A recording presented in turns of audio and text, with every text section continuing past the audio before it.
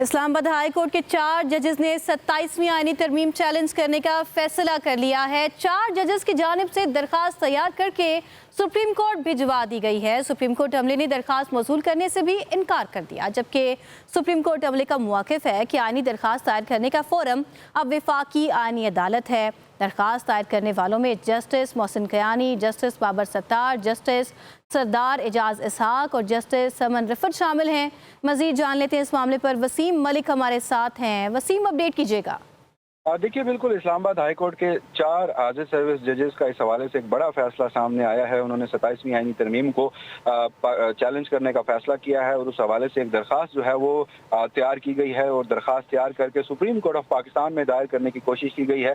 मगर अदालती अमले ने, जो सुप्रीम कोर्ट ऑफ पाकिस्तान का अदालती अमला है, उसने दरखास्त मौसूल करने से इनकार करते हुए ये मौक़िफ़ अपनाया है कि चूँकि अब ये एक आईनी दरखास्त है और आईनी दरखास्त दायर करने का वाहिद फोरम इस वक्त वफाकी आईनी अदालत है, लिहाजा वहाँ पर दरखास्त दायर की जाए।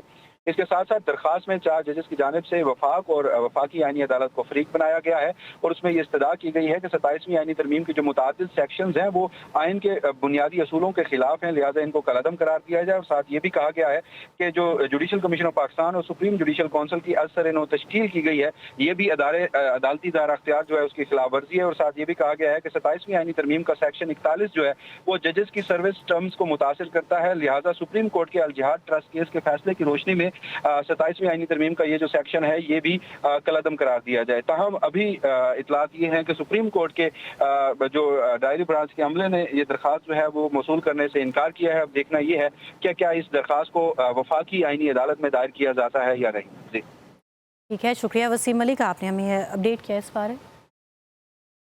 इस्लामाबाद हाई कोर्ट के 4 जजेस ने 27वीं आईनी तरमीम चैलेंज करने का फैसला कर लिया है। 4 जजेस की जानिब से दरखास्त तैयार करके सुप्रीम कोर्ट भिजवा दी गई है। सुप्रीम कोर्ट अमले ने दरखास्त मौसूल करने से भी इनकार कर दिया, जबकि सुप्रीम कोर्ट अमले का मौक़िफ़ है कि आईनी दरखास्त दायर करने का फोरम अब वफाकी आईनी अदालत है।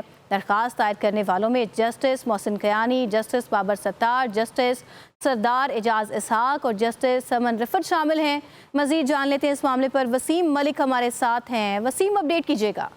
देखिए, बिल्कुल इस्लामाबाद हाई कोर्ट के 4 आज़िज़ सर्विस जजेस का इस हवाले से एक बड़ा फैसला सामने आया है। उन्होंने 27वीं आईनी तरमीम को चैलेंज करने का फैसला किया है और उस हवाले से एक दरखास्त जो है वो तैयार की गई है और दरखास्त तैयार करके सुप्रीम कोर्ट ऑफ पाकिस्तान में दायर करने की कोशिश की गई है।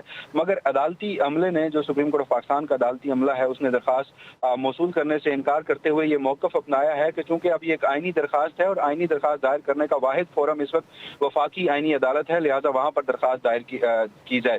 इसके साथ साथ दरखास्त में 4 जजेस की जानिब से वफाक और वफाकी आईनी अदालत को फरीक बनाया गया है और उसमें ये इस्तदा की गई है कि 27वीं आईनी तरमीम के जो मुतादिद सेक्शंस हैं वो आइन के बुनियादी असूलों के खिलाफ हैं, लिहाजा इनको कलअदम करार दिया जाए। और साथ ये भी कहा गया है कि जो जुडिशल कमीशन ऑफ पाकिस्तान और सुप्रीम जुडिशल काउंसिल की असर तश्कील की गई है, ये भी अदालती दायरा अख्तियार जो है उसकी खिलाफ वर्जी है। और साथ ये भी कहा गया है कि 27वीं आईनी तरमीम का सेक्शन 41 जो है वो जजेस की सर्विस टर्म्स को मुतासिर करता है, लिहाजा सुप्रीम कोर्ट के अल जिहाद ट्रस्ट केस के फैसले की रोशनी में 27वीं आईनी तरमीम का ये जो सेक्शन है ये भी कलअदम करार दिया जाए। ताहम अभी इतलात ये हैं कि सुप्रीम कोर्ट के जो डायरी ब्रांच के अमले ने ये दरखास्त जो है वो मौसूल करने से इनकार किया है। अब देखना ये है कि क्या इस दरखास्त को वफाकी आईनी अदालत में दायर किया जाता है या नहीं। जी ठीक है, शुक्रिया वसीम मलिक, आपने हमें अपडेट किया इस बारे।